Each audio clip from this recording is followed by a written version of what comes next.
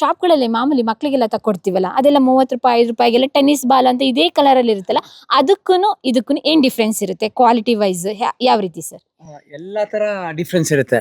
ಇದು ಈ ತರ ಬಾಲ್ ಬಂದು ನಾವ್ ಆಡ್ಬೇಕಂದ್ರೆ ಇದು ಇಂಟರ್ನ್ಯಾಷನಲ್ ಟೆನ್ನಿಸ್ ಫೆಡರೇಷನ್ ಅಂತಿದೆ. ಇವಾಗ ನೀವು ವಿಂಬಲ್ಡನ್ ಆಗ್ತಾ ಇದೆ, US ಓಪನ್ ಆಗ್ತಿದೆಯಲ್ಲ, ಅವರು ಅದನ್ನ ಅಪ್ರೂವ್ ಮಾಡ್ಬೇಕು.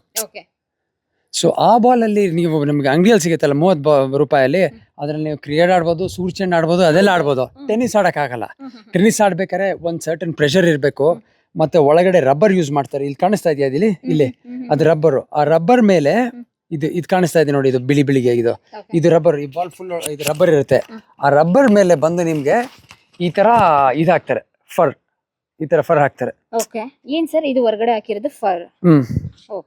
ಫೆಲ್ಟ್ ಅಂತೀವಿ ನಾವ್ ಇದಕ್ಕೆ. ಇದು ಹಾಕ್ತಾರೆ. ಸೊ ಅದಕ್ಕೆ ಆ ಮ್ಯಾನುಫ್ಯಾಕ್ಚರಿಂಗ್ ಕಾಸ್ಟ್ ಇಸ್ ತುಂಬಾ ಎಕ್ಸ್ಪೆನ್ಸಿವ್. ಆಮೇಲೆ ನಾವು ಇದೆಲ್ಲ ಇಂಡಿಯಾದಲ್ಲಿ ಮಾಡೋದಿಲ್ಲ, ಎಲ್ಲ ಇಂಪೋರ್ಟ್. ಯಾವ್ದು ಮಾಡಲ್ಲ ಇದು ಯಾವ್ದು. Made in which countries? ಇದು ಬಂದು ಎಲ್ಲಾನು 99% ಆಫ್ ಪ್ರಾಡಕ್ಟ್ಸ್ ಎಲ್ಲ ಬಂದು ಚೈನಾ ಅಥವಾ ವಿಯೆಟ್ನಾಂ, ಅಲ್ಲಿಂದಾನೆ ಬರೋದು.